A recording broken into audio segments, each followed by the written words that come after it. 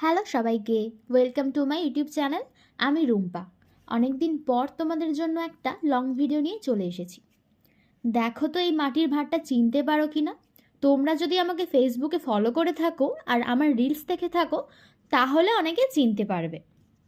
হ্যাঁ, এটা সেই মাটির ভাঁড় যেটা আমি মেলা থেকে চা খেয়ে ফেলে না দিয়ে বাড়ি নিয়ে চলে এসেছিলাম।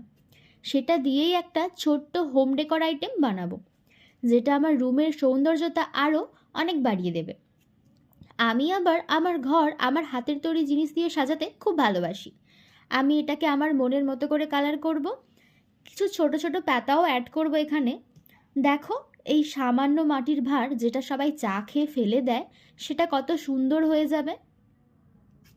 আমার কাছে এই ছোট্ট পটটা ছিল, তাই এই ছোট্ট পটটা ইউজ করেছি। তোমরা চাইলে বড় পট নিতে পারো।